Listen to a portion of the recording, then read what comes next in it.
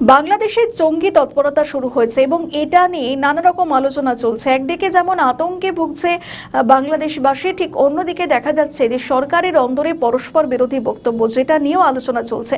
সেদিকে আমরা নজর রাখবো। পাশাপাশি আমরা নজর রাখবো যে একেবারে আমেরিকা যুক্তরাষ্ট্রের সঙ্গে যে বাণিজ্য চুক্তি করে গিয়েছেন মোহাম্মদ ইউনূস, এবার সেটা নিয়ে তার সাবেক উপদেষ্টারা একের পর এক মুখ খুলছেন। এবারও আরেকজন উপদেষ্টা তিনি মুখ খুলেছেন এবং তিনি বলছেন যে এই চুক্তি যথেষ্ট গোপনীয়তার সঙ্গে করা হয়েছিল এবং তিনি চেষ্টা করেছিলেন যাতে কোনোভাবে এই চুক্তি না হয়, কিন্তু সেটা তিনি করতে সক্ষম হননি। তো সব মিলিয়ে গিয়ে বলছেন সেদিকে আমি নজর রাখার চেষ্টা করব। অন্যদিকে নজর রাখার চেষ্টা করব এই মুহূর্তে বাংলাদেশে যেভাবে সেনাবাহিনীর বিরুদ্ধে একাধিক ভাষ্য উঠে আসছে, তাতে সেনাবাহিনীকে কাঠগড়ায় তোলা হচ্ছে, সেটা নিয়েও আমরা আলোচনা করব। পাশাপাশি আমরা নজর রাখার চেষ্টা করব এই মুহূর্তে বাংলাদেশে আইন শৃঙ্খলা পরিস্থিতি কোন জায়গায় রয়েছে। পাশাপাশি শেখ হাসিনা এখনো ভারতের আশ্রয়ে রয়েছেন, সেক্ষেত্রে ভারত বাংলাদেশের সম্পর্কে সমীকরণই বা এখন কি, সেদিকেও নজর রাখার চেষ্টা করব আমাদের বিশেষ প্রতিবেদন আকারে। বাংলাদেশ জাতীয়তাবাদী দল বিএনপি নিজেদের মুক্তিযুদ্ধের দল হিসাবে দাবি করা যৌক্তিকতা নিয়ে প্রশ্ন তুললেন জামায়াতে ইসলামীর সাবেক ভারপ্রাপ্ত সেক্রেটারি জেনারেল এবং রংপুর 2 আসনের সংসদ সদস্য এটিএম আজহারুল ইসলাম। কিন্তু কে এই আজহার? যুদ্ধাপরাধী হিসেবে তাকে মৃত্যুদণ্ড দেওয়া হয়েছিল, কিন্তু পরে তাকে মুক্তি দেওয়া হয়। 29 এপ্রিল সংসদের অধিবেশনে বক্তব্য দিতে গিয়ে তিনি বলেন, বিএনপি দাবি করে তারা মুক্তিযুদ্ধের দল, অথচ দলটি প্রতিষ্ঠা হয়েছিল 1978 সালে 1 সেপ্টেম্বর। আমাদের নতুন পেজ সাবস্ক্রাইব করুন আরও বাংলাদেশের খবর পেতে। আর মুক্তিযুদ্ধ হয় 1971 সালে, তাহলে মুক্তিযুদ্ধের দল কিভাবে বিএনপি হতে পারে? তিনি আরো বলেন, বিএনপি একটি বড় রাজনৈতিক দল, তাদের নারী নেতৃত্ব রাজপথে আন্দোলন করেছেন এবং তাদের অনেক ভূমিকাও রয়েছে। কিন্তু সংরক্ষিত নারী আসনে গোপালগঞ্জের কাশিয়ানী থানা মহিলা আওয়ামী লীগের বন এবং পরিবেশ বিষয়ক সম্পাদককে আপনারা মনোনয়ন দিয়েছেন। জাতীয় সংসদে অধিবেশন চলাকালীন সময় তিনি প্রশ্ন রাখেন, কেন? এটা কি আপনাদের দৈন্যতার কারণে, নাকি আপনারা কোনো মহিলা খুঁজে পাচ্ছেন না? আপনারা কি কোনো শক্তিকে খুঁজে খুশি করতে চান, তাদের সহযোগিতায় ক্ষমতায় থাকতে চান? এই প্রশ্নের জবাব আপনারাই দেবেন। এছাড়া জান্নাতের টিকিট বিক্রি প্রসঙ্গ টেনে তিনি বলেন, আমরা নাকি জান্নাতের টিকিট বিক্রি করি? অবশ্যই আমরা জান্নাতে যেতে চাই, আমাদের আন্দোলন জান্নাত। আপনারা কি জান্নাতে যেতে চান না? দেওয়া বক্তব্যে তিনি এই প্রশ্ন তোলেন। রাজনৈতিক মহলে প্রশ্ন উঠছে, রাগের মাথায় তিনি এই ধরনের প্রশ্ন করলেন। রাষ্ট্রপতির ভাষণের ওপর আনা ধন্যবাদ প্রস্তাবের আলোচনায় অংশ নিয়ে এটিএম আজহারুল ইসলাম মুক্তিযুদ্ধ প্রসঙ্গে কথা বলেন। আজহার 71-এর মানবতা বিরোধী অপরাধের দায়ে আন্তর্জাতিক অপরাধ ট্রাইব্যুনালের মামলায় ফাঁসির সাজাপ্রাপ্ত ছিলেন। বক্তব্যের শুরুতে তিনি বিষয়টি উল্লেখ করেন। জুলাই গণ অভ্যুত্থানের উল্লেখ করে আজহার বলেন, জুলাই আন্দোলন হঠাৎ করে হয়েছে, এটা যেমন ঠিক নয়, তেমনি একটি সরকার যাবে আর একটি সরকার আসবে, আর সেজন্যই আন্দোলন ছিল না, একটা পরিবর্তনের আন্দোলন ছিল। আর এটি ছিল বলেই আমাদের ঐক্যমত্য কমিশনের মাধ্যমে আমরা সুপারিশ দাঁড় করিয়েছিলাম, যার মাধ্যমে গণভোট অনুষ্ঠিত হয়েছে এবং গণভোটের পক্ষে 70% রায় দিয়েছে। সাবেক রাষ্ট্রপতি জিয়াউর রহমান এবং প্রধানমন্ত্রী খালেদা জিয়াকে স্মরণ করে আজহার বলেন, প্রেসিডেন্ট জিয়া অমর হয়ে থাকবেন 3টি কারণে।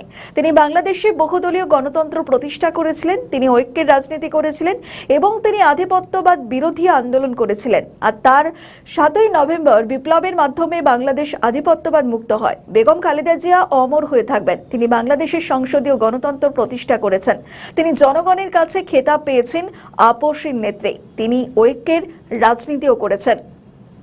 আজহার আরো বলেন, বাংলাদেশের রাজনৈতিক ইতিহাসে বিশেষ করে 16 বছরের দল হিসাবে জামায়াত ইসলামীর চেয়ে বেশি কেউ নির্যাতনের শিকার হয়নি। আর কোন দলের প্রধান নেতা থেকে আরম্ভ করে সেক্রেটারি জেনারেল থেকে আরম্ভ করে 11 জন নেতাকে জেলখানায় ফাঁসি দিয়ে এবং বিনা চিকিৎসা হত্যা করা হয়নি। জামায়াত ইসলামী প্রমাণ করেছে তারা বাংলাদেশের জনগণকে ভালোবাসে, তারা ভয় পেয়ে জীবন রক্ষা করার জন্য, সুন্দর জীবন যাপন করার জন্য কোনো সময় দেশ থেকে পালিয়ে যায়নি। ফাঁসির মঞ্চে গিয়েছেন, শহীদ হয়েছেন, দেশ তো ছাড়েননি। এদেশের জনগণ জানেন কারা ত্যাগ বেশি স্বীকার করছে। আমি কারো ত্যাগকে অস্বীকার করি না, ছোট করে দেখতে চাই না, এমন কথা বলবেন না যেটা জনগণ বিশ্বাস করে না এবং আমাদের মনে আঘাত সৃষ্টি করে।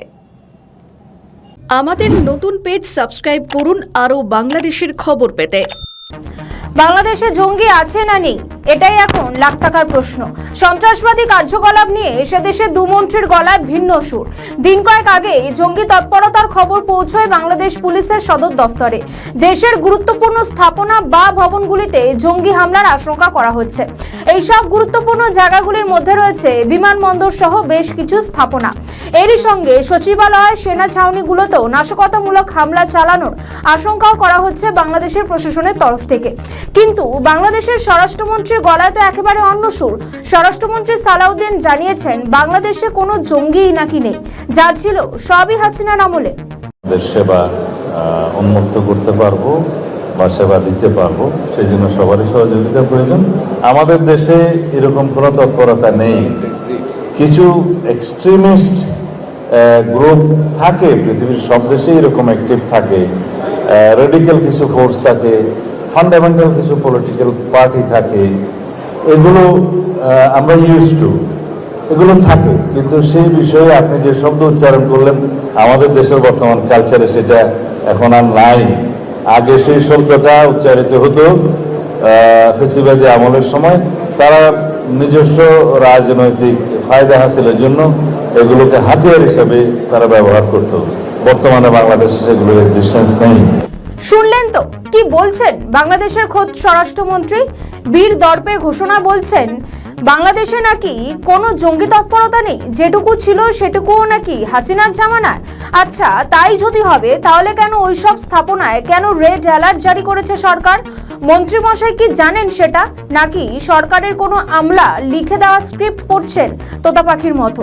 এখানেই শেষ নয়, জঙ্গিবাদের নাম করে সালাউদ্দিন টেনে এনেছেন হাসিনার প্রসঙ্গ। অভিযোগ, হাসিনার জামানায় বাংলাদেশের সন্ত্রাসবাদের নাম করে পরিস্থিতি অশান্ত করার চেষ্টা করা হয়েছিল।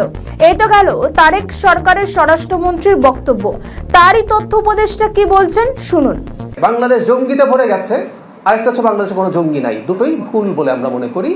বাংলাদেশের জঙ্গিবাদের এরকম এক্সট্রিমিজম, আমি এভাবে বলি, একটা প্রবণতা আছে, কিছু মানুষের সাথে জড়িত আছে, মাঝে মাঝে তারা আরো বেশি অ্যাক্টিভ হওয়ার চেষ্টা করে, সেটাকে আমরা কন্টেইন করতে চেষ্টা করব। শুনলেন তো, প্রধানমন্ত্রীর তথ্য উপদেষ্টা তো বলছেন আরেক কথা। ডক্টর জায়েদুর রহমান কি বলছেন? তিনি তো স্পষ্ট বলছেন দেশে সন্ত্রাসবাদীরা নেই, এ কথা একেবারেই ভুল।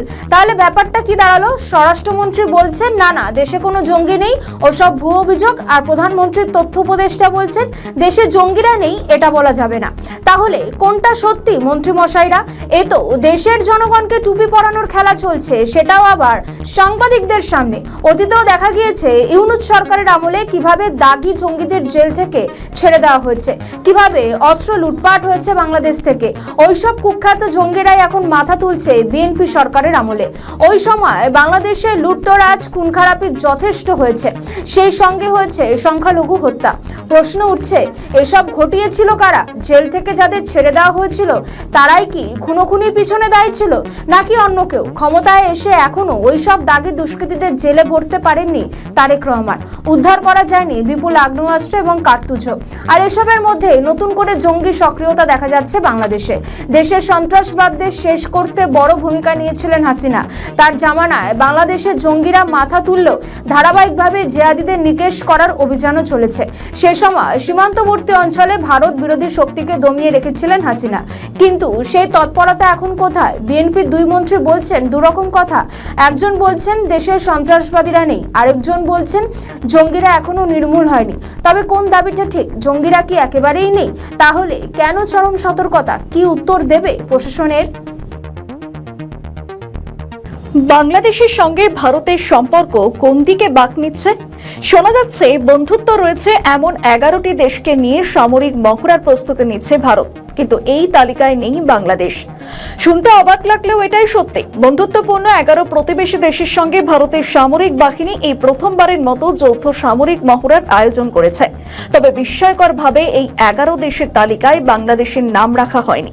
28শে এপ্রিল ভারতের এক নামী সংবাদপত্রে খবর প্রকাশিত হয়েছে। বাংলাদেশের সীমান্তবর্তী ভারতীয় রাজ্য মেঘালয়ে সামরিক মহড়া হবে আগামী 18 মে থেকে 31শে মে পর্যন্ত। আর এই মহড়ায় অংশ নিচ্ছে Laos, Myanmar, Vietnam, Seychelles, Sri Lanka, Sri Lanka, Philippines, Nepal, মালদ্বীপ, মালয়েশিয়া, কম্বোডিয়া এবং ভুটানের মতো 11টি দেশ। সমাজ মাধ্যমের পোস্টে এক বার্তায় ভারতীয় সেনাবাহিনীর বিভাগের তরফ থেকে এই খবর জানানো হয়েছে। আর ওই বার্তায় বলা হয়েছে, আসন্ন সামরিক মহড়ার মূল কেন্দ্রবিন্দুই হল বিদ্রোহ দমন এবং সন্ত্রাসবাদ বিরোধী অভিযান। আর এই দুই ইস্যু মোকাবিলায় যৌথ প্রশিক্ষণ এবং প্রতিরক্ষা কূটনীতির উপর জোর দেওয়া হয়েছে। সেনাবাহিনীর সূত্র আরও জানিয়েছে, এটি প্রতিবেশী ও ভারত মহাসাগরীয় অঞ্চলের দেশগুলোর সঙ্গে ভারতের ক্রমবর্ধমান প্রতিরক্ষা সম্পৃক্ততার একটি অংশ, যার মূল লক্ষ্য সামরিক সক্ষমতা বৃদ্ধি এবং যৌথ অভিযানের সামর্থ্য গড়ে তোলা। অতীতে ভারত যেখানে একটি দুটি দেশের সঙ্গে দ্বিপাক্ষিক বা ত্রিপাক্ষিক সামরিক মহড়া করত, সেখানে একসঙ্গে 11 দেশের সঙ্গে সামরিক মহড়ার আয়োজনে বোঝা যাচ্ছে যে ভারতের সামরিক বাহিনী এশিয়ার বিভিন্ন সামরিক শক্তির সঙ্গে যেখানে কনসোর্টিয়াম ধরনের সংযুক্তি চাইছে বলে ধারণা করছেন ভারতের নিরাপত্তা বিশ্লেষকরা। কিন্তু কি এমন হলো যে এই সামরিক মহড়ায় ভারত তার তালিকায় রাখলো না বাংলাদেশকে? তবে কি দুই দেশের অভ্যন্তরীণ সম্পর্কের অবনতি হলো? উল্লেখযোগ্য যে বছরখানেক আগে ভারতের সেনাপ্রধান উপেন্দ্র দ্বিবেদী বলেছিলেন একেবারে অন্য কথা। তিনি বলেছিলেন कि ये कौन सी सरकार है जो वहां पर है। अगर वो इंटरिम सरकार है तो क्या जो वो एक्शंस ले रहा है, क्या वो 4 या 5 साल के लिए हैं या 4 या 5 महीने के लिए हैं। तो उस चीज को मद्देनजर रखते हुए क्या हमें उसमें तुरंत रिएक्ट करने की जरूरत है या नहीं, ये हमें समझना चाहिए। सबसे बड़ी बात तो ये है। दूसरी बात ये है कि आज की तारीख पे तीनों सेनाओं ने अपने अपने चैनल्स पूरे खुले रखे हुए हैं। भारतीय सेना ने तो मल्टीपल चैनल्स ऑफ कम्युनिकेशन खुले रखे हुए हैं। जो उनके वहाँ पे चीफ हैं, उनके से मेरी रेगुलर बात होती रहती है। उसी प्रकार से हमारे बाकी चैनल से भी हमें एक दूसरे से बातचीत होती रहती है। आपको ये भी याद होगा कि हमने एक डेलीगेशन भी वहाँ भेजा था जिसने वहाँ पे सबसे जाके मुलाकात की थी। उसी प्रकार से चीफ ऑफ नेवल स्टाफ ने बात की है, उसी प्रकार से चीफ ऑफ एयर स्टाफ ने बात की है। इरादा यह है कि किसी प्रकार का कोई मिसकम्युनिकेशन या मिसअंडरस्टैंडिंग ना हो। तो मैं आपको यही भरोसा दिलाना चाहता हूं कि आज की तारीख पे जो भी वो कार्रवाई कर रहे हैं, तीनों सेनाओं जो कार्रवाई कर रही हैं, वो किसी भारत के किसी प्रकार के खिलाफ की कार्रवाई नहीं है।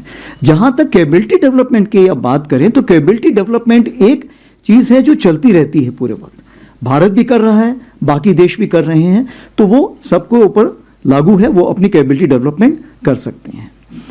जहां तक हमारी तैयारी है, हम उसको क्लोजली मॉनिटर कर रहे हैं। हमारा जो कोर ग्रुप होता है इसके बारे में बातचीत करता रहता है और ये देखता रहता है कि कोई ऐसा कोई मिसकम्युनिकेशन ना हो जिससे कि बात आगे बढ़ जाए। और जहां हमें एश्योरेंस चाहिए हम उनसे लगातार बात करते रहते हैं। हमारी आपस में ट्रेनिंग के भी एक्सचेंज हो रहे हैं, हमारे भी ऑफिसर्स वहाँ एनडीसी के लिए जा रहे हैं, उनके भी ऑफिसर्स यहाँ पे आ रहे हैं। तो उस मिलिट्री रिलेशनशिप में किसी भी प्रकार की कमी पेशी नहीं आई है। বাংলাদেশ নিয়ে ভারতের সাংবাদিকদের প্রশ্নে জেনারেল দ্বিবেদী আরো বলেন, বাংলাদেশের সেনাপ্রধান সম্প্রতি যে মন্তব্য করেছেন তা আমরা তুলে ধরতে চাই। তিনি বলেছেন যে আমাদের জন্য কৌশলগতভাবে ভারত গুরুত্বপূর্ণ এবং উল্টোটাও ঠিক কৌশলগতভাবে বাংলাদেশ আমাদের জন্য গুরুত্বপূর্ণ। তিনি বলেন যে আমরা প্রতিবেশী, আমাদের একই সঙ্গে থাকতে হবে আর এটা বুঝতে হবে যে কোনো রকম বিরোধিতা করলে সেটা কোনো পক্ষের স্বার্থের জন্যই ভালো নয়। জেনারেল উপেন্দ্র দ্বিবেদী আরো জানান যে আগে যে যৌথ মহড়া হতো সেটা বর্তমান পরিস্থিতিতে কিছুটা সময়ের জন্য স্থগিত রাখা হয়েছে। যখন পরিস্থিতির উন্নতি হবে তখন সেই যৌথ মহড়া চালানো হবে। আর এখানেই উঠছে প্রশ্ন, 1 বছর আগে যখন সেনাপ্রধান বললেন যে তার গলায় ছিল না বাংলাদেশকে বাদ দিয়ে মহড়া আয়োজনের কথা, কিন্তু এই একই বছরে কি এমন হলো যে এখন পড়শি দেশকে এই তালিকা থেকে ছেটে ফেললো ভারত? বাংলাদেশ সীমান্তে তৈরি হচ্ছে একাধিক বাঁধ। কৃষিকাজের সহায়তা, জলের যোগানের জন্য ভারতের পাহাড় ঘেঁষা রাজ্যে তৈরি হচ্ছে বাঁধ। কিন্তু এসব বাঁধ আসলে বিপদ বাড়াচ্ছে বাংলাদেশের। অচিরেই বাংলাদেশের জনজীবনকে ব্যাহত করছে ভারতের এইসব নির্মাণ। 2 নদ নদী বাংলাদেশের মেঘনা নদী অববাহিকার অংশ সুরমা নদীতে গিয়ে মিশেছে। সুরমাও একটি আন্তঃসীমান্ত নদী যা ভারতে বরাক নামে পরিচিত। মেঘালয়ের জলবিদ্যুৎ উন্নয়ন পরিকল্পনা যদি প্রত্যাশা মতো বাস্তবায়িত হয় তবে অদূর ভবিষ্যতে মিনন্দু ও কিনসি নদের বুকে অন্তত 7টি জলবিদ্যুৎ প্রকল্প গড়ে উঠবে। 2012 সালে এলাকায় নদের উপর একটি বাঁধ খোলা হয়েছিল। জলবিদ্যুৎ প্রকল্প তৈরি করার উদ্দেশ্যে ওই বাঁধ তৈরি বলে দাবি করেছিল ভারতের কেন্দ্র সরকার। আমাদের নতুন পেজ সাবস্ক্রাইব করুন আরো বাংলাদেশের খবর পেতে। কিন্তু পরে বিপদ বাড়ে। কিন্তু 2013 সালে ভারত যখন প্রথম প্রকল্পটির ভাটিতে মিন্তুদু লেস্কা স্টেজ 2 নির্মাণের ঘোষণা দেয়, তখন বাংলাদেশ এতে জোরালো আপত্তি জানায়। এরপর থেকে যৌথ নদী কমিশনের মাধ্যমে ভারত ও বাংলাদেশের দ্বিপক্ষীয় আলোচনায় এটি একটি নিয়মিত বিষয় হয়ে দাঁড়িয়েছে। প্রায় একই সময় বরাক নদের ওপর ভারতের পরিকল্পিত ঢিপাইমুখ বাঁধ নিয়েও বাংলাদেশে বড় পরিসরে বিক্ষোভ হয়েছিল। সেই প্রকল্পটি শেষ পর্যন্ত হিমঘরে পাঠাতে বাধ্য করে ভারত।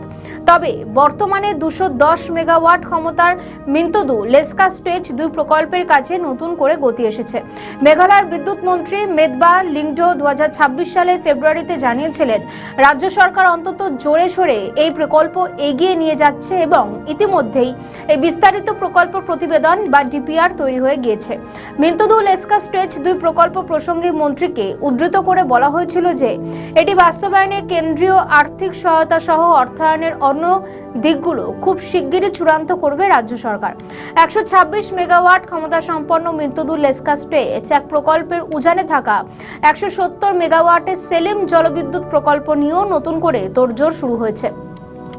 বর্তমানে এই প্রকল্পের বিস্তারিত প্রতিবেদন তৈরির কাজ চলছে। মিন্তুদু নদের ওপর পরিকল্পিত সবচেয়ে উঁচুতে অবস্থিত প্রকল্প হলো সেলিম জলবিদ্যুৎ কেন্দ্র। এতে 4.8 কিলোমিটার দীর্ঘ একটি টানেল দিয়ে জল অন্যদিকে ঘুরিয়ে আবার নদীতে ছেড়ে দেওয়ার প্রস্তাব করা হয়েছে। সেখান থেকে জল প্রায় 3 কিলোমিটার অবাধে প্রভাবিত হয়ে প্রথম পর্যায়ের প্রকল্পটির মুখ পর্যন্ত পৌঁছবে বলে ধারণা করা হচ্ছে। বর্তমানে চালু থাকা স্টেজ 1 প্রকল্পে মিন্তুদু নদের পানির একাংশকে 3 কিলোমিটার দীর্ঘ টানেলের মধ্যে দিয়ে ঘুরিয়ে বিদ্যুৎ উৎপাদনের পর আবার নদে ছেড়ে দেওয়া হয়। নতুন পরিকল্পনা অনুযায়ী প্রথম প্রকল্পে প্রায় 3 কিলোমিটার ভাটি থেকে নদের পানি আবার একটি 6 কিলোমিটার দীর্ঘ টানেলের মধ্যে দিয়ে দ্বিতীয় পর্যায়ের জন্য নিয়ে যাওয়ার প্রস্তাব রাখা হয়েছে, যা পরে আবার নদে ছাড়া হবে। খারখানা গ্রামের ভাটিতে থাকা ওই স্থান নদীটির বাংলাদেশের প্রবেশস্থলে প্রায় 10 কিলোমিটার উত্তরে অবস্থিত। মেঘালয়ে বর্তমানে 10টি জলবিদ্যুৎ প্রকল্প থেকে সম্মিলিতভাবে 378.2 মেগাওয়াট বিদ্যুৎ উৎপন্ন হয়। রাজ্যে সর্বশেষ বৃহৎ আকারের জলবিদ্যুৎ প্রকল্পটি চালু হয়েছিল 2017 সালে। কিন্তু 2024 সালে রাজ্যের নতুন বিদ্যুৎ নীতি কার্যকরের পর থেকে অতিরিক্ত জলবিদ্যুৎ উৎপাদনের বিষয়ে নতুন করে আবারও চাপ তৈরি করা হচ্ছে। অল্প দূরত্বের ব্যবধানে কোনো নদীতে এ ধরনের প্রকল্পগুলোর পাশাপাশি সারিবদ্ধ 3টি বাঁধ থাকলে তা নদীর জলের প্রবাহের পরিমাণ, এর ধরন ও অববাহিকার অবক্ষয়ের ক্ষেত্রে বহুমাত্রিক ক্ষতিকর প্রভাব ফেলতে পারে। 2025 সালে মেঘালয় বিদ্যুৎ বিভাগের একটি প্রতিবেদনে বলা হয়েছে, মিন্তুদু লেস্কা স্টেজ 1 প্রকল্পের পানি ধরে রাখার ক্ষমতা অত্যন্ত সীমিত। অতিবৃষ্টির সময় এটি প্রায় 10,440 কিউসেক হারে প্রচুর পরিমাণে পানি নির্গত করে। বড় আকারের বন্যার সময় প্রবল ঢল খুব দ্রুত জলাধার পূর্ণ করে ফেলে এবং কয়েক মিনিটের মধ্যেই তা বাঁধ উপচে পড়তে পারে। প্রতিবেদনে আরও বলা হয়, এর কারণে এর সার্বক্ষণিক বা 24 ঘন্টা পর্যবেক্ষণ প্রয়োজন হয়। অনেক ছোট প্রকল্পের যৌথ ধ্বংসাত্মক রূপ একটি বড় প্রকল্পের চেয়েও ভয়াবহ হয়ে উঠতে পারে। আর ঠিক এই কারণেই এ ধরনের কাজ শুরুর আগে প্রকল্প কতটা পরিবেশ বান্ধব, এর সম্মিলিত প্রভাব কি, সেই সম্পর্কিত বিশদ মূল্যায়নের দরকার পড়ে। কিন্সি নদের ওপরও পরপর এমন বেশ কয়েকটি প্রকল্প গড়ে উঠতে যাচ্ছে। নদের ওপর 270 মেগাওয়াট ক্ষমতার কিন্সি স্টেজ 1 এবং 278 মেগাওয়াট ক্ষমতার কিন্সি স্টেজ 2 প্রকল্প দুটি পুনরুজ্জীবিত করা হচ্ছে। 2025 সালের জুনে প্রথম প্রকল্পের কাজ আবারও শুরু করার লক্ষ্যে একটি নতুন সমঝোতা স্মারক অনুমোদন করেছে রাজ্য সরকার। তবে এর বিস্তারিত প্রকল্প প্রতিবেদনের কাজ এখনো শেষ হয়নি। তবে বাস্তবায়নকারী সরকারি প্রতিষ্ঠানগুলো সাধারণ মানুষের এসব উদ্বেগকে বিন্দুমাত্র গুরুত্ব দিতে নারাজ। তাদের মতে, গ্রীষ্মকাল ছাড়া এখানে নদের জলে অ্যাসিড বেশি থাকার কারণে এমনিতেই খুব বেশি মাছ পাওয়া যায় না। ফলে গ্রামবাসী কর্মসংস্থান হারানো তেমন কোনো বড় চিন্তার বিষয় নয়। তাদের জোরালো দাবি হলো, এ ধরনের বাঁধ কখনো বন্যা তৈরি করে না, বরং বন্যা আটকাতেই কাজ করে। আমাদের নতুন পেজ সাবস্ক্রাইব করুন আরও বাংলাদেশের খবর পেতে। জাতীয় সংসদে আজ এক অন্যরকম পরিস্থিতির সৃষ্টি হয়েছে। পলিটিক্যাল সায়েন্স ব্যাকগ্রাউন্ড থেকে আসা এনসিপি নেতা ও বর্তমান সরকারের প্রভাবশালী ব্যক্তিত্ব নাহিদ ইসলাম সরাসরি স্পিকারের সামনে দাঁড়িয়ে রাষ্ট্রপতিকে অপসারণ এবং তার দ্রুত গ্রেফতারের দাবি জানিয়েছেন।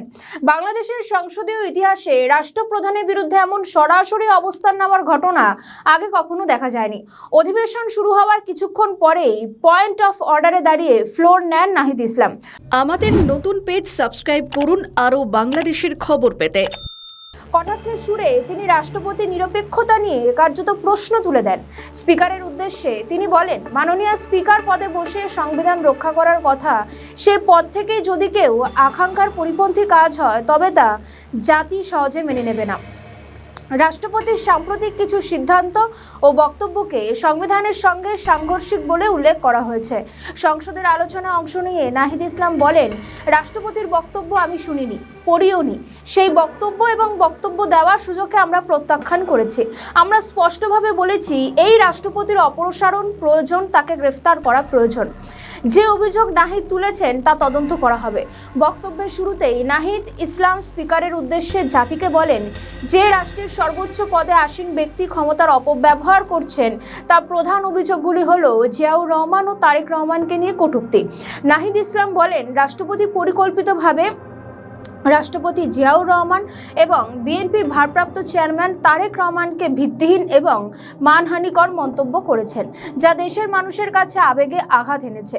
বক্তব্যের সবথেকে বিস্ফোরক মন্তব্য ছিল রাষ্ট্রপতির বিরুদ্ধে আওয়ামী লীগের মেগা দুর্নীতিকে ধামাচাপা দেওয়ার অভিযোগ।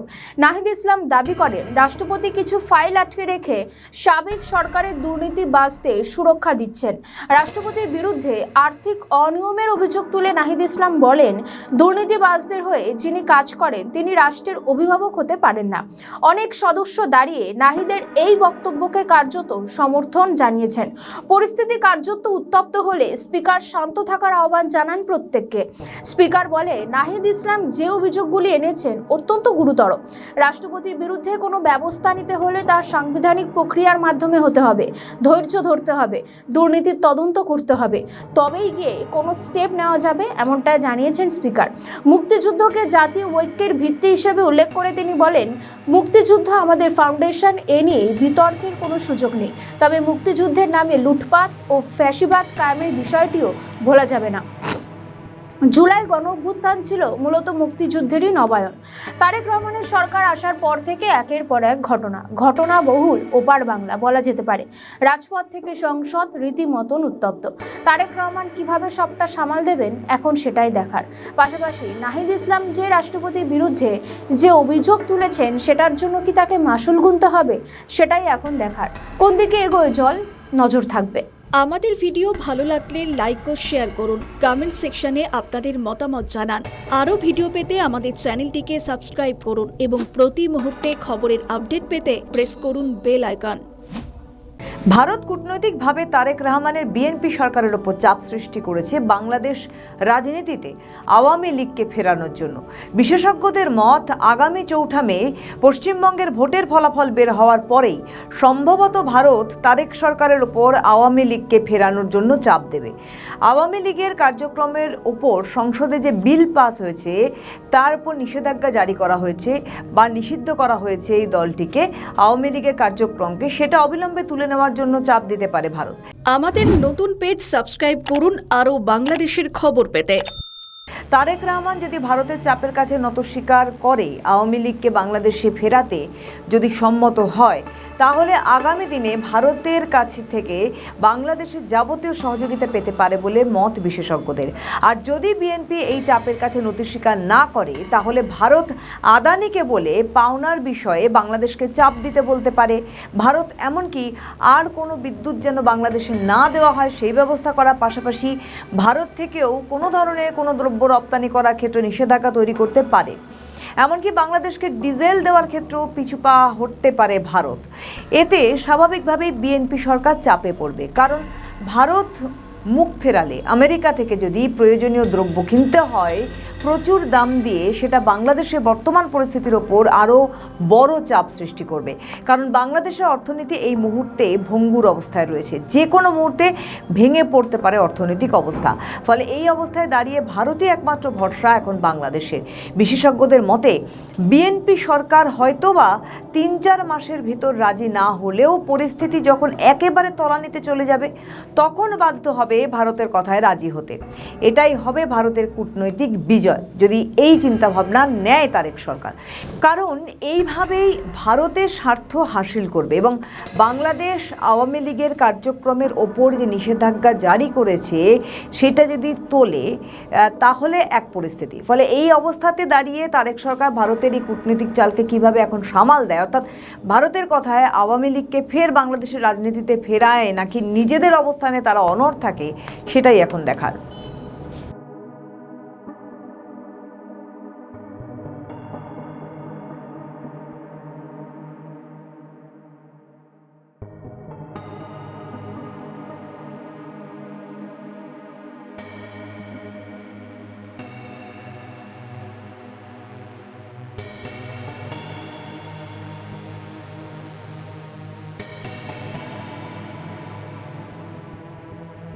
আমাদের ভিডিও ভালো লাগলে লাইক ও শেয়ার করুন, কমেন্ট সেকশনে আপনাদের মতামত জানান। আরও ভিডিও পেতে আমাদের চ্যানেলটিকে সাবস্ক্রাইব করুন এবং প্রতি মুহূর্তে খবরের আপডেট পেতে প্রেস করুন বেল আইকন। হাসিনা সরকারের পতনের পর অবস্থান নড়বড়ে হয়ে গিয়েছে বাংলাদেশের জাতীয় পার্টি। সম্প্রতি ওই পার্টির প্রধান জেএম কাদের বাংলাদেশের এক রাজনৈতিক বিশ্লেষককে ভার্চুয়ালি ইন্টারভিউ দেন, আর ওই রাজনৈতিক বিশ্লেষকের সঙ্গে আলোচনায় উঠে আসে একাধিক প্রসঙ্গ। সম্প্রতি শেখ হাসিনার সঙ্গে বৈঠক করেছিলেন জেএম কাদের, তবে ওই বৈঠক মুখোমুখি হয়েছিল নাকি ভার্চুয়ালি তারই প্রশ্ন উঠেছিল। বাংলাদেশের সামগ্রিক পরিস্থিতি খুব একটা ভালো দিকে যাচ্ছে না, দেশে জঙ্গি সক্রিয়তা বেড়েছে বলে আশঙ্কা বর্ষিয়ান রাজনীতিবিদের। আমাদের নতুন পেজ সাবস্ক্রাইব করুন আরও বাংলাদেশের খবর পেতে। বাংলাদেশের সংস্কৃতি জনগণের মনোভাব বুঝবে এমন সরকার চাই বলে দাবি করেছেন তিনি। তার কথায় দেশের বর্তমান রাজনৈতিক পরিস্থিতি অনিশ্চিত, মনে হচ্ছে দেশ একটা বিপজ্জনক পরিস্থিতির দিকে যাচ্ছে। সামনের দিনগুলো কেমন হবে তা কেউ নিশ্চিত করে বলতে পারছে না। বিভিন্ন ধরনের ঘটনা ঘটছে যা সরকারের নিয়ন্ত্রণের বাইরে। মানুষ আতঙ্কের মধ্যে বাস করছেন।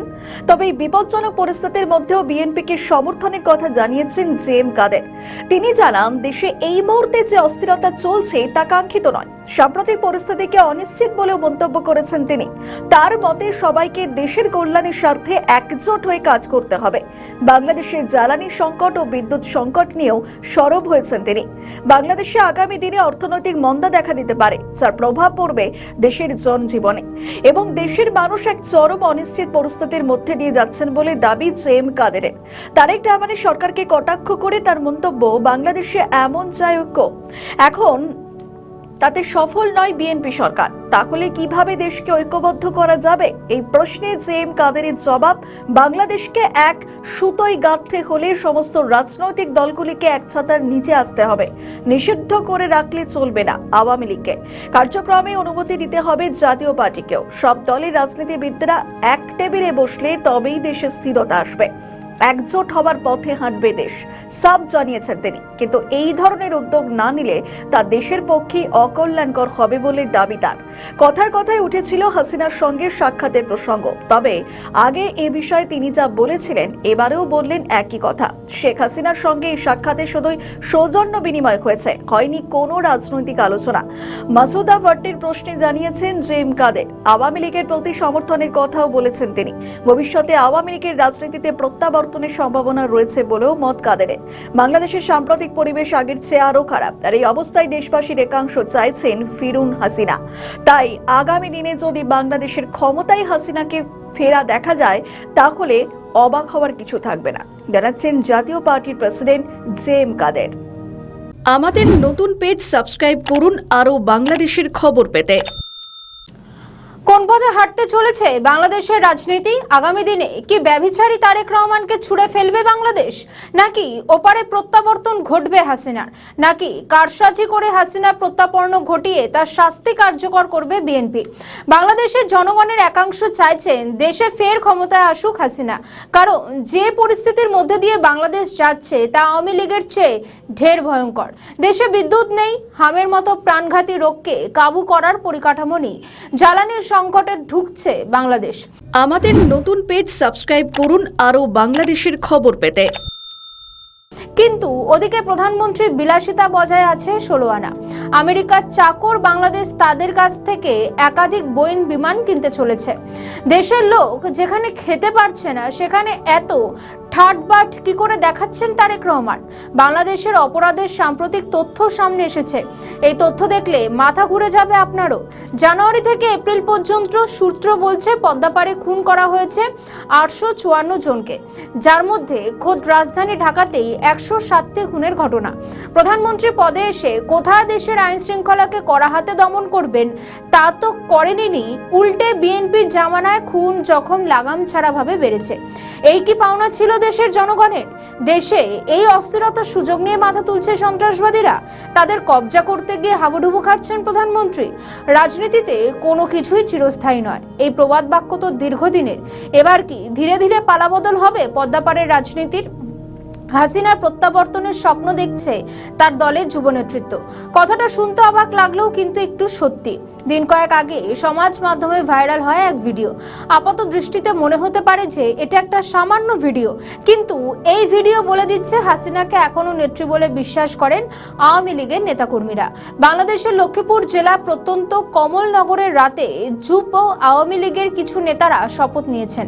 এই শপথ অফিসে ঠান্ডা ঘরে বসে নয়, বরং গ্রামের মেঠো পথে দাঁড়িয়ে মানববন্ধন করে শপথ। গ্রাম্য এলাকায় মোবাইলে ফ্ল্যাশ জ্বালিয়ে হাতে হাত ধরে শপথ নেন তারা। বাংলাদেশে বহু রাজনৈতিক টালমাটাল পরিস্থিতির মধ্যেও তারা শেখ হাসিনাকে ভুলে যাননি মুক্তিযুদ্ধের দেশনায়ক বঙ্গবন্ধু মুজিবুর রহমানকেও। গোপনের শপথে তারা প্রতিজ্ঞা করেন আগামী দিনে আমরা দেশনেত্রী শেখ হাসিনাকে আনার। এছাড়াও দেশ ও দলের প্রতি অনুগত থাকার শপথ নেন তারা। শপথ নেওয়ার সময় বারবার উঠে আসে বঙ্গবন্ধুর নাম। জয় বাংলা, জয় বঙ্গবন্ধু, জয় তু শেখ হাসিনা,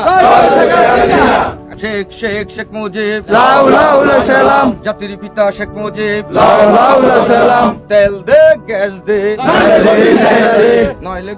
কমলনগর থানা জানিয়েছে এই ঘটনা জানা গিয়েছে, উপযুক্ত পদক্ষেপও করা হবে। ইতিমধ্যে এক যুবলীগ কর্মীকে গ্রেফতারও করা হয়েছে। ধরপাকড় চলবে আবারও, কিন্তু দলের কর্মীদের কাছে এখনো রয়ে গিয়েছেন হাসিনা।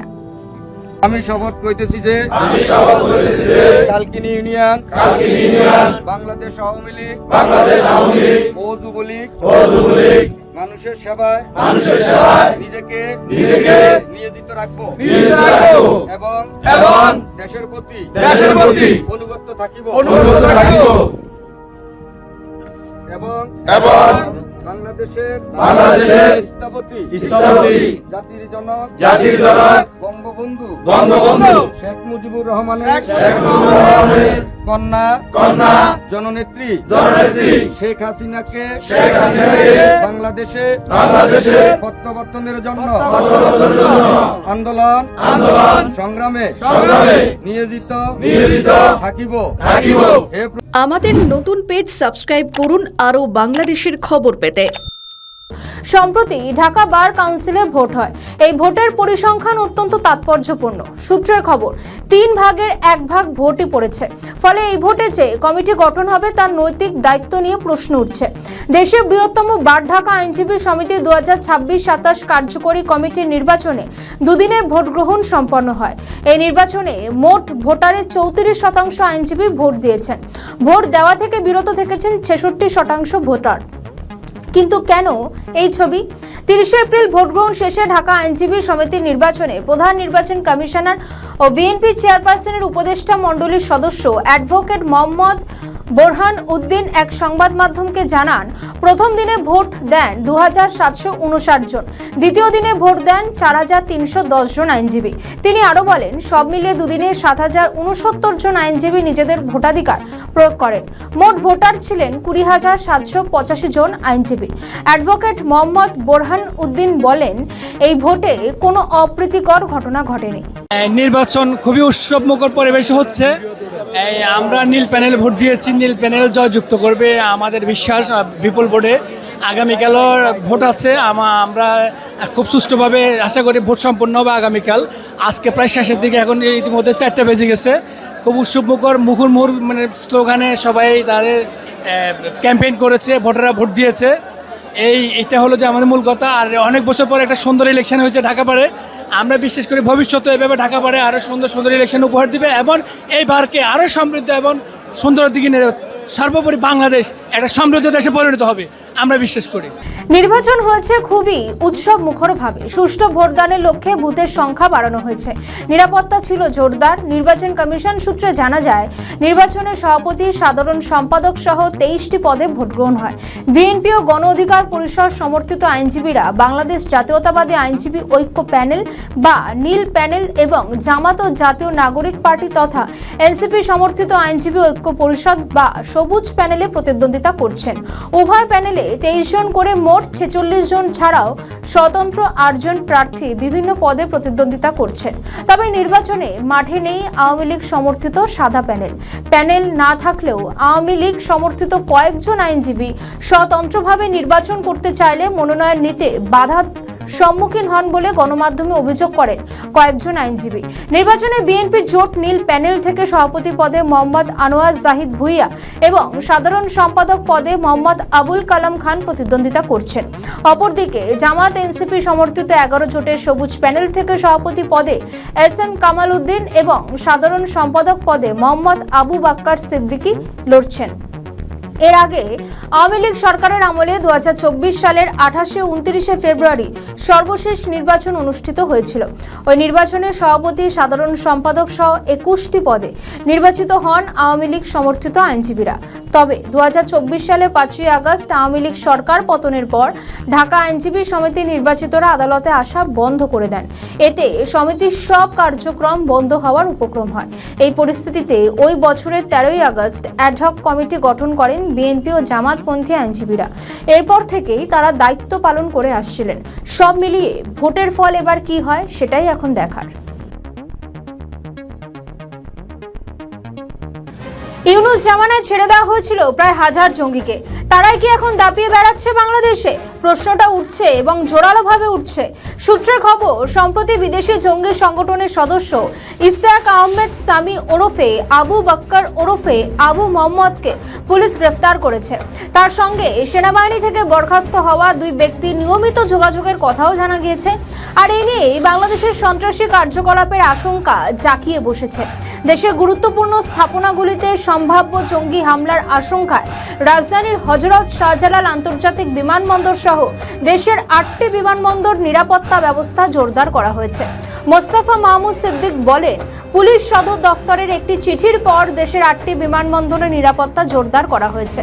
বিমানবন্দরগুলো রাষ্ট্রীয় গুরুত্বপূর্ণ স্থাপনাভুক্ত হওয়ায় সবসময় কঠোর নিরাপত্তা বলয় থাকে।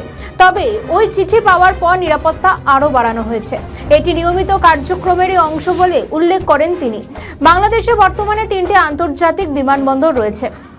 এগুলি হলো ঢাকা, চট্টগ্রাম ও সিলেট এবং 5টি অভ্যন্তরীণ সহ মোট 8টি বিমানবন্দর চালু রয়েছে।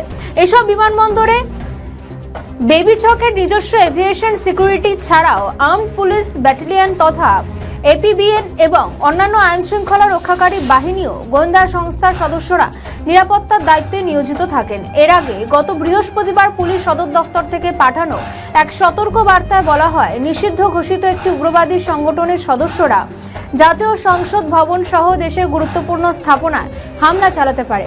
মোস্তফা মাহমুদ সিদ্দিক বলেন, পুলিশ সদর দফতরের একটি চিঠির পর দেশের 8টি বিমানবন্দরের নিরাপত্তা জোরদার করা হয়েছে। বিমানবন্দরগুলো রাষ্ট্রীয় গুরুত্বপূর্ণ স্থাপনাভুক্ত কেপিআই হওয়ায় সবসময় কঠোর নিরাপত্তা বলয় থাকে। তবে ওই চিঠি পাওয়ার পর নিরাপত্তা আরও বাড়ানো হয়েছে। এটি নিয়মিত কার্যক্রমেরই অংশ বলে উল্লেখ করেন তিনি। বাংলাদেশে বর্তমানে 3টি আন্তর্জাতিক বিমানবন্দর ঢাকা, চট্টগ্রাম ও সিলেট এবং 5টি অভ্যন্তরীণ সহ মোট 8টি বিমানবন্দর চালু রয়েছে। এসব বিমানবন্দরে বেবিচকের নিজস্ব এভিয়েশন সিকিউরিটি ছাড়াও আর্মড পুলিশ ব্যাটালিয়ন এবং অন্যান্য আইন শৃঙ্খলা রক্ষাকারী বাহিনী ও গোয়েন্দা সংস্থার সদস্যরা নিরাপত্তার দায়িত্বে নিয়োজিত থাকে। এর আগে গত বৃহস্পতিবার পুলিশ সদর দফতর থেকে পাঠানো এক সতর্ক বার্তায় বলা হয়, নিষিদ্ধ ঘোষিত একটি উগ্রবাদী সংগঠনের সদস্যরা জাতীয় সংসদ ভবন সহ দেশের গুরুত্বপূর্ণ স্থাপনায় হামলা চালাতে পারে। কিন্তু জঙ্গি সক্রিয়তা নিয়েই যখন এত কথা, তখন জানেন কি বাংলাদেশের 2 গুরুত্বপূর্ণ মন্ত্রী কি বলছেন? শুনলে আপনি অবাক হতে হবে আপনাকে। বাংলাদেশের স্বরাষ্ট্রমন্ত্রীর গলায় তো একেবারে অন্য সুর। স্বরাষ্ট্রমন্ত্রী সালাউদ্দিন জানিয়েছেন, বাংলাদেশে কোনো জঙ্গিই নেই। সেবা উন্মুক্ত করতে পারবো বা সেবা দিতে পারবো, সেই জন্য সবারই সহযোগিতা প্রয়োজন। আমাদের দেশে এরকম কোনো তৎপরতা নেই কিছু এক্সট্রিমিস্ট গ্রুপ থাকে, পৃথিবীর সব দেশেই এরকম অ্যাক্টিভ থাকে, রেডিক্যাল কিছু ফোর্স থাকে, ফান্ডামেন্টাল কিছু পলিটিক্যাল পার্টি থাকে, এগুলো আমরা ইউজ টু, এগুলো থাকে। কিন্তু সেই বিষয়ে আপনি যে শব্দ উচ্চারণ করলেন, আমাদের দেশের বর্তমান কালচারে সেটা এখন আর নাই। আগে সেই শব্দটা উচ্চারিত হতো ফেসিবাদী আমলের সময়, তারা নিজস্ব রাজনৈতিক ফায়দা হাসিলের জন্য এগুলোকে হাতিয়ার হিসেবে তারা ব্যবহার করত। বর্তমানে বাংলাদেশে সেগুলোর এক্সিস্টেন্স নেই। বাংলাদেশের খোদ স্বরাষ্ট্রমন্ত্রী ঘোষণা করে বলেছেন দেশে কোনো জঙ্গির তৎপরতা নেই। অভিযোগ, হাসিনার জামানায় বাংলাদেশের সন্ত্রাসবাদের নাম করে পরিস্থিতি অশান্ত করার চেষ্টা করা হয়েছিল। এই তো গেল তারেক সরকারের স্বরাষ্ট্রমন্ত্রীর বক্তব্য। তারই তথ্য উপদেষ্টা কি বলছেন শুনুন। বাংলাদেশ জঙ্গিতে ভরে গেছে, আরেকটা হচ্ছে বাংলাদেশে কোনো জঙ্গি নাই, দুটোই ভুল বলে আমরা মনে করি। বাংলাদেশের জঙ্গিবাদের এরকম এক্সট্রিমিজম, আমি এভাবে বলি, একটা প্রবণতা আছে, কিছু মানুষের সাথে জড়িত আছে, মাঝে মাঝে তারা আরো বেশি অ্যাক্টিভ হওয়ার চেষ্টা করে, সেটাকে আমরা কন্টেইন করতে চেষ্টা করি। প্রধানমন্ত্রীর তথ্য উপদেষ্টা যা বলছেন তা পুরো অন্য কথা। ডাক্তার জাহিদুর রহমান তো স্পষ্ট বলছেন দেশে সন্ত্রাসবাদীরা নেই, এ কথাটা ভুল। স্বরাষ্ট্রমন্ত্রী বলছেন দেশে কোনো জঙ্গি নেই, আর প্রধানমন্ত্রীর তথ্য উপদেষ্টা বলছেন দেশে জঙ্গিরা নেই, এটা ঠিক নয়। তাহলে কোনটা সত্যি? ইউনূস সরকারের আমলে কিভাবে দাগি জঙ্গিদের জেল থেকে ছেড়ে দেওয়া হয়েছে, কিভাবে অস্ত্র লুটপাট হয়েছে বাংলাদেশ থেকে, ওইসব কুখ্যাত জঙ্গিরাই এখন মাথা তুলছে বিএনপি সরকারের আমলে। ওই সময় বাংলাদেশে লুটতরাজও যথেষ্ট হয়েছে, সেই সঙ্গে হয়েছে সংখ্যালঘু হত্যাও। প্রশ্ন উঠছে, এইসব ঘটিয়েছিল কারা? জেল থেকে যাদের ছেড়ে দেওয়া হয়েছিল তারাই কি এই খুনোখুনির পেছনে দায়ী ছিল? ক্ষমতায় এসে এখনো ওইসব দাগি দুষ্কৃতীদের জেলে ভরতে পারেনি তারেক রহমানের সরকার। উদ্ধার করা যায়নি বিপুল আগ্নেয়াস্ত্র এবং কার্তুজও। আর এসবের মধ্যেই নতুন করে জঙ্গি সক্রিয়তা দেখা যাচ্ছে বাংলাদেশে। এসব ঠেকাতে কি করবেন প্রধানমন্ত্রী, এখন সেটাই দেখার।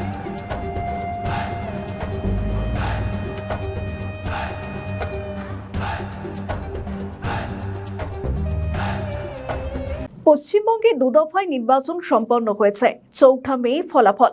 স্ট্রং রুম নিয়ে বিতর্ক তুঙ্গে উঠেছে। ইভিএম সুরক্ষা নিয়ে বিজেপি তৃণমূল পাল্টাপাল্টি অভিযোগ তুলছে। এরই মধ্যে সবার একটাই প্রশ্ন, পরিবর্তন নাকি প্রত্যাবর্তন? তৃণমূল কি চতুর্থবারের জন্য ক্ষমতায় আসবে, নাকি বিজেপি বাংলা দখল করবে? আরও একটি প্রশ্ন কিন্তু উঠছে বাংলাদেশকে নিয়ে।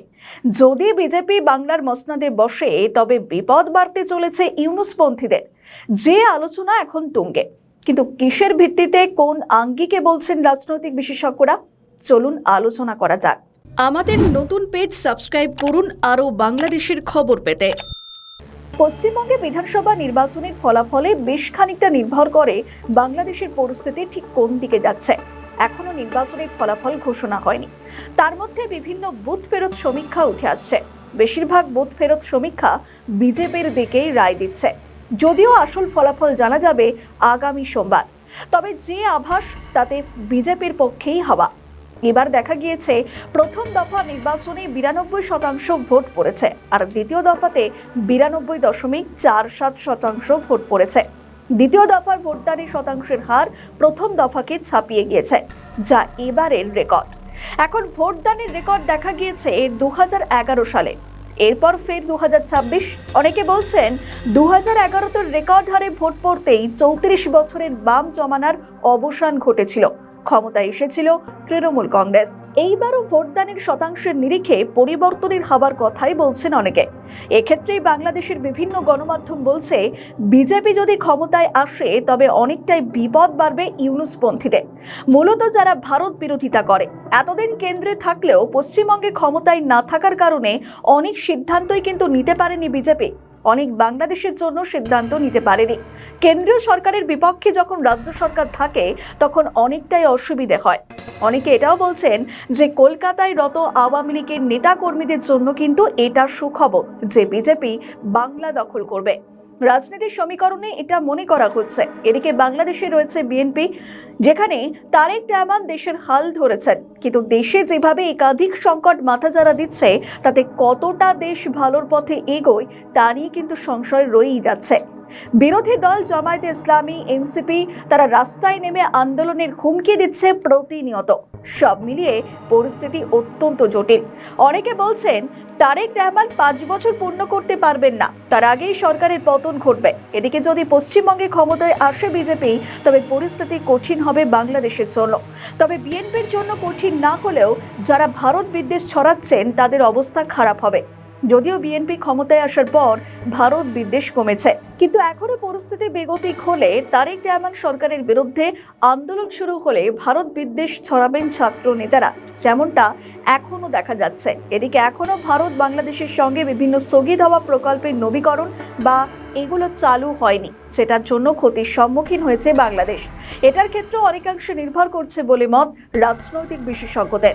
এখন দেখার 4 মে কি হয়, যার উপর নির্ভর করছে বাংলাদেশ ও ভারতের অনেকখানি সম্পর্কের সমীকরণ।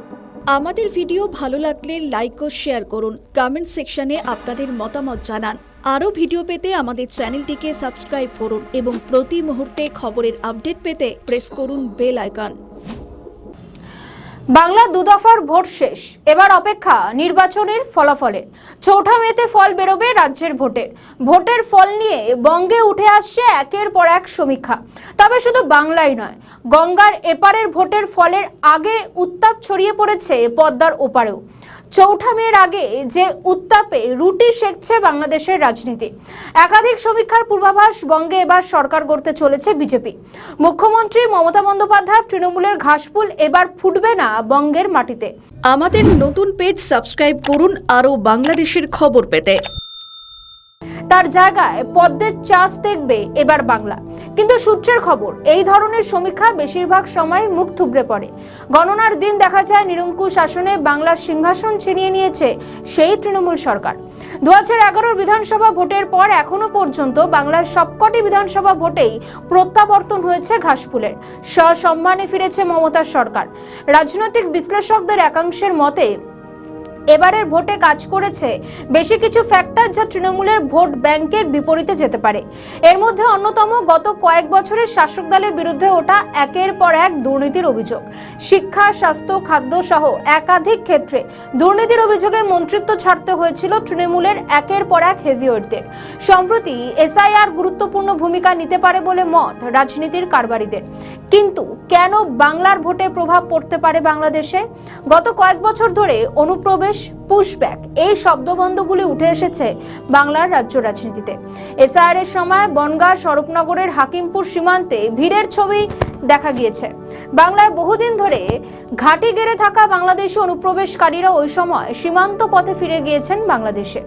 অনুপ্রবেশ রুখতে ভারতের কেন্দ্রীয় সরকারের এই পদক্ষেপ চিন্তায় ফেলেছে বিএনপির সরকারকে। আবার রাতে পুশব্যাক করে ভারত ও বাংলাদেশে পাঠিয়ে দেওয়া হয়েছে অনেকজনকে। অনুপ্রবেশকারী না হয়েও বাংলাদেশে পাঠানো হয়েছিল অনেককে, যার বড় প্রমাণ সোনালী খাতুন। যদি এবারে ভোটে বিজেপি জেতে, তাহলে উগ্র সাম্প্রদায়িকতা থেকে বাংলার রাজনীতিকে কেউ রক্ষা করতে পারবে না।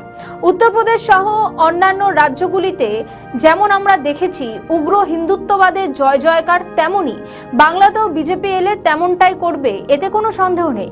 সেক্ষেত্রে মমতা জিতলে আরো 5 বছর বাংলায় কট্টর হিন্দুত্ববাদ আনতে পারবে না গেরুয়া শিবির।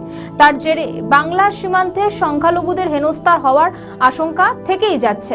রাজনৈতিক বিশ্লেষকদের একাংশের মতে পশ্চিমবঙ্গে বিজেপি সরকার এলে সীমান্তের দুপারেই জনগণের অস্থিরতা বাড়বে। পশ্চিমবঙ্গের মুসলমানেরা তো বটেই, বাংলাদেশের সংখ্যালঘুদের মধ্যেও উদ্বেগ বাড়বে। পশ্চিমবঙ্গ বিধানসভার বিরোধী দলনেতা ও বিজেপির নেতা শুভেন্দু অধিকারীকে কট্টরদের মধ্যে কট্টরতম ধরাই যায়। শুভেন্দু তার দলের হিন্দুত্ববাদী আদর্শ অনুসরণ করে সনাতন ধর্মাবলম্বীদের অনুভূতি কাজে লাগিয়ে রাজ্যের রাজনীতিকে মেরুকরণ করছেন বলে অনেকের মতে। তবে এবারের ভোটে জেনজিরাও বড় প্রভাব ফেলবেন বলে মনে করা হচ্ছে। তরুণ প্রজন্মের ভোটাররা মূলত কর্মসংস্থান, উন্নত শিক্ষা, দুর্নীতিমুক্ত শাসন এবং মত প্রকাশের স্বাধীনতার মতো ইস্যুগুলোকে বেশি গুরুত্ব দিচ্ছেন। পশ্চিমবঙ্গে যুবসাথী প্রকল্পে মাসিক ভাতার মতো উদ্যোগগুলো তরুণদের সমর্থন আদায়ের জন্য নেওয়া হলেও তারা স্থায়ী কর্মসংস্থানকেই বেশি প্রাধান্য দিচ্ছেন। জেনজি কেবল ভোটার নয়, বরং নির্বাচনকে প্রভাবিত করার মতো একটি সচেতন রাজনৈতিক শক্তি হিসেবে কাজ করছে। সামাজিক যোগাযোগ মাধ্যম ব্যবহার করে এই প্রজন্ম পশ্চিমবঙ্গের রাজনৈতিক সচেতনতা তৈরি, ভোটদান এবং ফলাফল নির্ধারণে বড় ভূমিকা রাখতে চলেছে বলে মনে করা হচ্ছে। সব মিলিয়ে 4 মে ইভিএম মেশিন খোলার মুহূর্ত থেকেই দু বাংলার নজর থাকবে তার বলার অপেক্ষা রাখে না। আমাদের নতুন পেজ সাবস্ক্রাইব করুন আরও বাংলাদেশের খবর পেতে। হাসিনা সরকারের পালাবদলের পর বাংলাদেশের প্রতি এমন কিছু পদক্ষেপ করেনি ভারত সরকার, কিন্তু কোনো পদক্ষেপ না করেই কি কোনো বড় চাল চালিয়েছেন নরেন্দ্র মোদী? সূত্রের খবর, এক ঢিলে 4 পাখি মেরেছেন মোদী। বাংলার সদ্য শেষ হয়েছে বিধানসভা ভোট, ফল এখনো বাকি। কিছু এক্সিট পোলের সমীক্ষা অনুযায়ী বঙ্গে এবার ক্ষমতায় আসতে পারে গেরুয়া সরকার, ফলে বিদায় নিতে হবে তৃণমূল কংগ্রেসকে। আর এর সঙ্গে জোরালো হচ্ছে হাসিনার দেশে প্রত্যাবর্তনের বিষয়টি। পালাবদলের পর ভারতের বিরুদ্ধে যথেষ্ট হম্বিতম্বি করেছিল বাংলাদেশ। কলকাতা দখল করার হাস্যকর হুঁশিয়ারিও দিয়েছিলেন বাংলাদেশের সেনারা, কিন্তু সেসব হুঁশিয়ারি, লোক হাসানো হুঁশিয়ারিতে মোটেই পাত্তা দেয়নি মোদী সরকার। বরং ইউনূসের সরকারের বিরুদ্ধে তেমন কোনো পাল্টা মন্তব্য করেনি ভারত। এরপর পদ্মায় বয়ে গিয়েছে অনেক জল। ত্রয়োদশ ভোটের পর ক্ষমতায় এসেছে বিএনপি, প্রধানমন্ত্রী মসনাদে এসেছেন তারেক রহমান। ধীরে ধীরে বাংলাদেশের সঙ্গে সখ্যতা গড়েছে ভারত। বিএনপি সরকারের প্রতি ভারতের কেন্দ্রীয় সরকার কখনোই রুষ্ট ছিল না। সম্প্রতি সেই সরকার ক্ষমতায় এলে ভারত তার দিকেই ঝুঁকেছে। সূত্রের খবর, ইউনূস সরকারকে কোনো ঝামেলা না করে গদিচ্যুত করতে একাধিকবার বিএনপির সঙ্গে আলোচনায় বসেছিল ভারত। যোগাযোগ করা হয়েছিল দলের হাই কমান্ডের সঙ্গে। ভারতের টার্গেট তখন ছিল অন্তর্বর্তী সরকারকে সরিয়ে ফেলা, কিন্তু কেন্দ্র এও চেয়েছিল যে পুরো কাজটাই হবে গণতান্ত্রিক পদ্ধতিতে। বাংলাদেশ যে ভারতের ওপর নির্ভরশীল তাও বুঝিয়েছে ভারত সরকার। জ্বালানি সংকট ও সাম্প্রতিক সময় পদ্মাপাড়ে খাদ্যশস্য রপ্তানি করে ভারত, ফলে চরম সংকটে বাংলাদেশিদের কাছে ত্রাতা হয়ে ওঠেন নরেন্দ্র মোদী, অমিত শাহরা। এটাও ছিল ভারতের আরেকটি প্ল্যান, যা চুপিসারে করে দেখিয়েছেন নরেন্দ্র মোদীর সরকার। বাংলাদেশে এককভাবে ক্ষমতায় আসার স্বপ্ন দেখেছিল জামাত ইসলাম, কিন্তু ত্রয়োদশ ভোটের ফলে জামাতের সেই স্বপ্নই রয়ে গিয়েছে। বাধ্য হয়ে জোট করতে হয়েছিল জামাতকে ব্যাকফুটে নিয়ে গিয়ে বাংলাদেশের জঙ্গি দমনে বড় ভূমিকা নিয়েছে কেন্দ্রীয় সরকার। শিলিগুড়ি করিডোর বা চিকেন স্নেকে সন্ত্রাসী কার্যক্রমের ওপর খবর সম্প্রতি উঠে আসে। বাংলাদেশের 7 জনই অভিযান চালিয়ে একাধিক জঙ্গি ডেরা ধ্বংস করেছিল ভারত। চাপে পড়ে এখন বিএনপিও সন্ত্রাসবাদীদের দমনে পদক্ষেপ করছে। বঙ্গের ভোট টানতে বাংলাদেশে উদাহরণ দেখিয়েছে বিজেপি নেতারা। এক এক ধরনের কূটনৈতিক চাল চেলেছেন রাজনীতির কারবারিরা। তবে বাংলার ভোটে এবার কি হয় সেটা জানা যাবে 4 মে। যদি তৃণমূল সরকার উল্টে যায়, তাহলে বাংলাদেশের তাস খেলে যে প্রচার বিজেপি চালিয়েছে তা মাস্টার স্ট্রোক হয়ে যাবে মোদির কাছে। তবে সব মিলিয়ে কি পদ্মাপাড়ে ফিরছেন শেখ হাসিনা? মোদির এই এক ঢিলে 4 পাখি মারা কৌশলে বা কতখানি কাজ দেবে? কি বা হবে পশ্চিমবঙ্গের বিধানসভা ভোটের ফলাফল? উত্তর জানা যাবে 4 মের পরেই। বাংলাদেশে এই মুহূর্তে সবথেকে বড় আতঙ্কের নাম জঙ্গি আতঙ্ক। বড় বড় স্থাপনায় হামলার পরিকল্পনাও করেছে তারা, কিন্তু সেগুলো জানতে পেরেছে বাংলাদেশের গোয়েন্দা বিভাগ, যে কারণে সরকার সতর্ক করেছে। এমনকি মার্শাল আর্ট প্রশিক্ষণের আড়ালে পাকিস্তানি টিটিপির জন্য সদস্য সংগ্রহের অভিযান চালাচ্ছে। এই ভয়ঙ্কর তথ্য পাওয়া যাচ্ছে।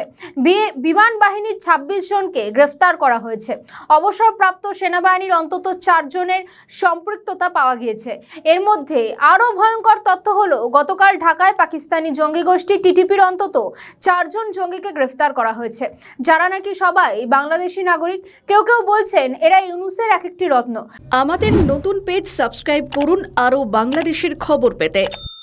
পাকিস্তানি টিটিপি তেহরিক তালিবান এই জঙ্গি গোষ্ঠীর 4 জন সদস্য ঢাকায় গ্রেফতার হয়েছে। বুধবার রাতে ডিবি প্রধান ও অতিরিক্ত police commissioner Shafiqul Islam the Daily স্টারকে তথ্য নিশ্চিত করেছেন। ঢাকার বিভিন্ন এলাকায় মঙ্গলবার অভিযান চালিয়ে তাদের গ্রেফতার করা হয়। গ্রেফতারকৃতরা হলেন মোহাম্মদ ইমরান, মোহাম্মদ মোস্তাকিম চৌধুরী, রিপন হোসেন শেখ এবং আবু বকর। তাদের মধ্যে ইমরান ও মোস্তাকিম 2 ভাই। ডিবি প্রধান জানান, গ্রেফতারকৃতরা আরসা নামে একটি চরমপন্থী সংগঠনের সদস্য।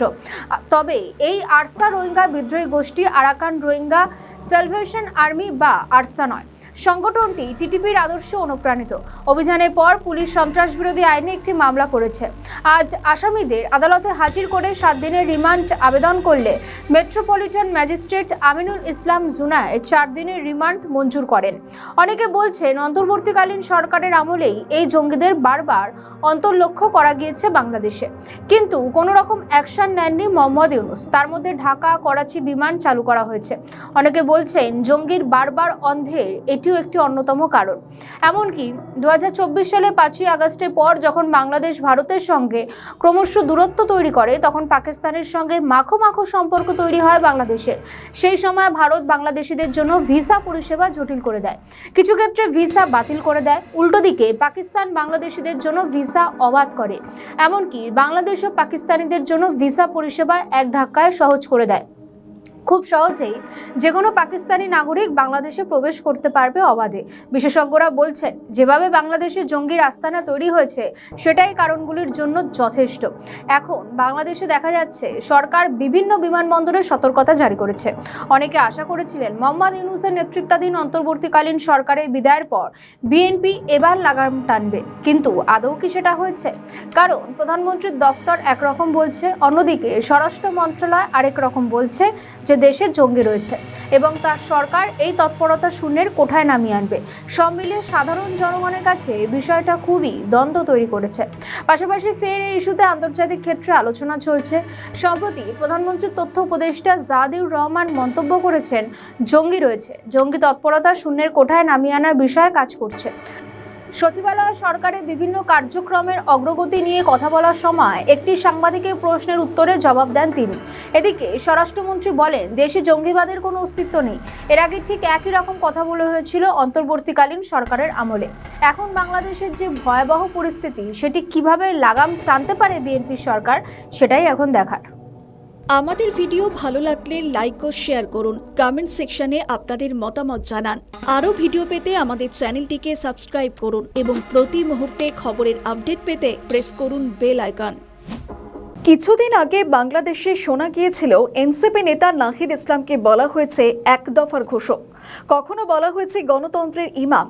এবার হাসনাত আব্দুল্লাহ বললেন বাংলাদেশের নেতা। অনেকে বলছেন যেভাবে পরিস্থিতি গড়াচ্ছে তাতে কখনো যদি হাসনাত আব্দুল্লাহ নাহিদকে জাতির জনক বলে থাকেন তাতেও অবাক হওয়ার কিছু থাকবে না। হয়তো বঙ্গবন্ধুর বদলে নাহিদ ইসলামকেই ওই জায়গায় বসানো হবে।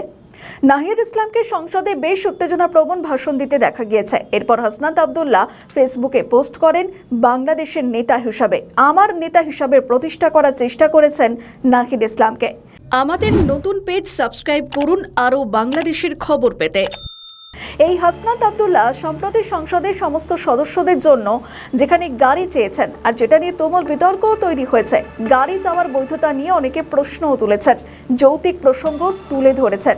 বাংলাদেশের এক জনপ্রিয় সাংবাদিক খালেদ মহিউদ্দিন একটি মন্তব্য করেছেন। তিনি পোস্টে লেখেন, মনে পড়ে জনাব হাসনাত আব্দুল্লাহ, আপনাকে যথেষ্ট আদব কায়দা তবিদের সঙ্গে আমি আপনার কাছে জানতে চেয়েছিলাম যে আপনি এক একদিন এক একটা গাড়িতে চড়ছেন, সেটা কার গাড়ি?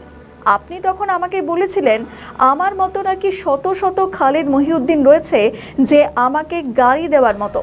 তারা কোথায় এখন জনাব হাসনাত আব্দুল্লাহ? তিনি প্রশ্ন তোলেন। পাশাপাশি লেখেন, তাদের থেকে গাড়ি নেওয়াটা কি আপনি বন্ধ করে দিয়েছেন নাকি তারা বন্ধ করে দিয়েছে? কি হয়েছে?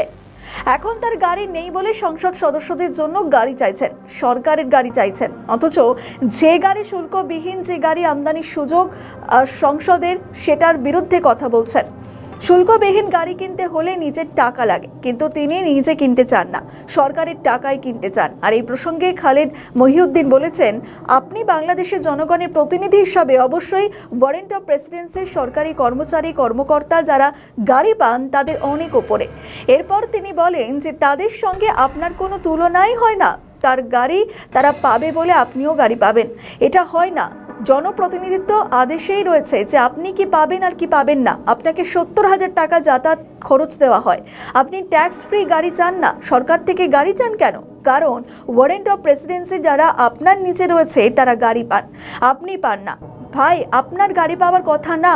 আপনি কি জানেন সংসদ সদস্য আপনার পেশা না? এটা আপনার চাকরি না? এটার মধ্যে যে পারিশ্রমিকের ব্যাপার নেই সেটা কি আপনি জানেন? এই প্রশ্নগুলো তুলেছেন ওই সাংবাদিক। এমনকি বাংলাদেশে একটি নিয়ম রয়েছে যেখানে সংসদ সদস্যরা কি পাবেন কি পাবেন না যেগুলি তারা নিজেরাই ঠিক করে থাকেন। এখানেই দাবি উঠছে একটি কমিশন গঠন করা হোক, তারাই ঠিক করবে কি পাবে আর কি পাবেন না। এদিকে হাসনাত আব্দুল্লাহ যেভাবে নাহিদ ইসলামকে ওপরে নিয়ে যাচ্ছেন তাতে তাকেই কোনোদিন জাতির জনক বলে ডাকা হবে সেই রকম একটি পরিস্থিতির দিকেই এগোচ্ছে বাংলাদেশের রাজনীতি। এখন দেখার শেষমেশ কি পরিস্থিতি তৈরি হয়। আমাদের ভিডিও ভালো লাগলে লাইক ও শেয়ার করুন, কমেন্ট সেকশনে আপনাদের মতামত জানান। আরও ভিডিও পেতে আমাদের চ্যানেলটিকে সাবস্ক্রাইব করুন এবং প্রতি মুহূর্তে খবরের আপডেট পেতে প্রেস করুন বেল আইকন।